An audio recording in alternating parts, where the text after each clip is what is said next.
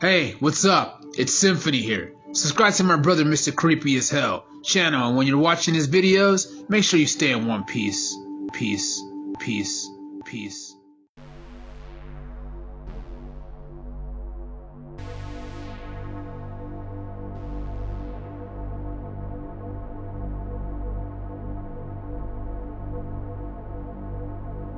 I nearly escaped it with my life.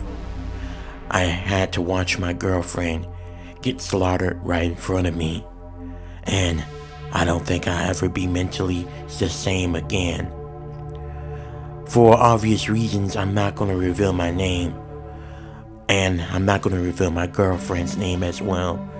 It's for my safety and for hers, even though she's already dead, but I want to make sure her family is safe. This happened a year ago. Me and my girlfriend were sitting on a computer. We were doing something that we really had no business doing. My girlfriend told me about the dark web and about the red rooms. She thought that they were a myth, and she wanted to check them out to see if it was actually real, that we can actually watch people get tortured, and we as the audience can tell the killers or the torturers what to do to their victims.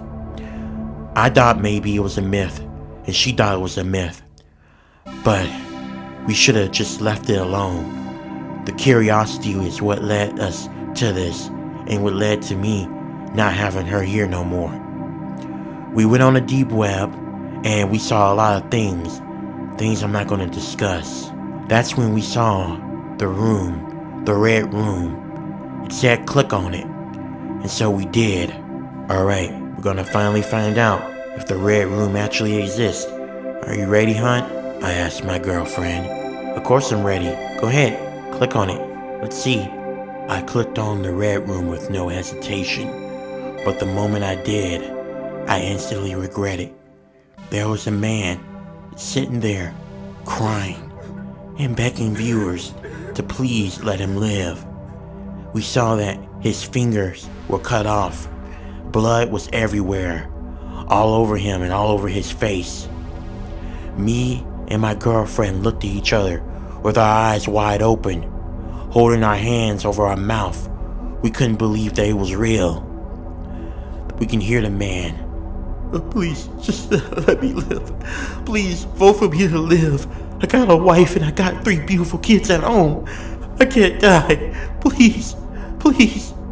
After the man pleaded, 3 men who were wearing tiger masks came into the picture of the live stream, and one of them held up a note that said, "Do you want this man to live, or do you want us to chop off his head?" I typed that I wanted the man to live. For goodness sake, he had a wife and 3 kids that were waiting for him, that were probably worried about him, sick. Despite me wanting him to live, almost everyone in the chat wanted the man to die, like it was some kind of game or some kind of satisfaction.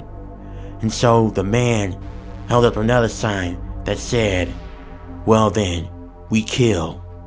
And then 3 other people came into the live screen camera, and they chopped the man's head off. His blood sprayed everywhere like a ruptured water pipe. It was horrifying. Me and my girlfriend could not believe what we saw. And right before the screen cut off, the 3 masked men held up a note, and it said 2 things. "You're next." And then the live stream cut off. I was horrified by what that meant. Was they actually talking about one of the viewers? But I felt like the guys were looking straight at me, even though it was on a computer screen. I feel like I'm gonna be sick. I gotta go. I'll see you tomorrow, my girlfriend said as she was running out of the apartment complex while holding her hands over her mouth, trying not to vomit. Later that night, I could not sleep at all. I kept thinking about that message, "You're next." I was wondering who that guy was referring to. Was it me, or was it someone else? I would soon get my answers when my computer lighted up with a notification. I got up and I went towards my computer, and I saw an email notification and it had my name on there, and it told me to click right away.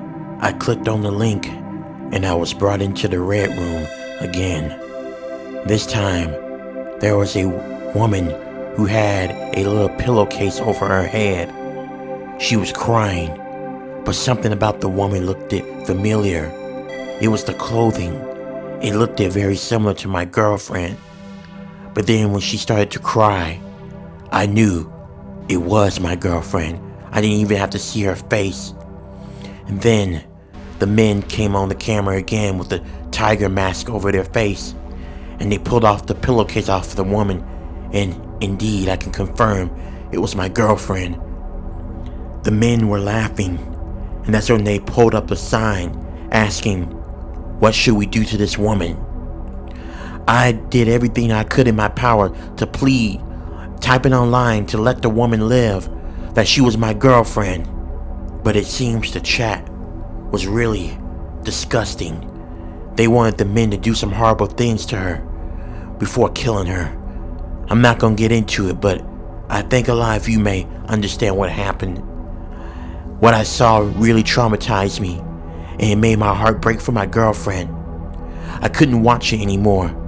I made my way towards the front door, but when I opened it up, there was a man in a tiger mask, and he was standing there with a clean-cut suit on. And then someone in the back of me knocked me out, unconscious. Everything went black. I woke up, and I could hear a familiar voice calling out my name. It was my girlfriend. When they took the pillowcase off my face, I looked at my girl, and besides her being shaken up and a little bit traumatized, she wasn't hurt. I was relieved, but that only lasted for a few minutes before they held up a sign asking, "What should we do with the woman first?" I tried to plead with them, and I asked them, "Look guys, y'all don't have to do this. Just let her go at least. You could take care of me. If you could do whatever you want to do with me, just please don't hurt her." "What are you talking about? I'm not going to let them hurt you, and I'm not going to leave here without you." I turned towards my girlfriend as I was about to disagree with her, but that's when I saw one of the men come up and behind her and had an axe and sliced her head off, just like the man who was in the stream the other day. Blood splattered everywhere. It spewed all over the room and all over me. I was traumatized by what I saw. My girlfriend, one moment was alive, the next her head was on the other side of the room. I was frozen, paralyzed. I could not even imagine what was going on. I couldn't process what was happening. It just happened so fast. I couldn't even process what I was seeing. And that's when the men untied me and they began to beat me up. They continuously done this to me for what felt like about 15 minutes. And then finally, someone came up behind me and knocked me out. When I came to, I was back in my apartment. I also noticed that the bruises I received from the beatdown, they were treated. There was also a message that was laying beside me, and it threatened me. It said that if I mentioned anything about this, they were going to take my life and my family's life. They told me in the letter not to mention anything that happened to my girlfriend. But a couple of days later, her parents reported her missing, and they said that she never came home back into her apartment.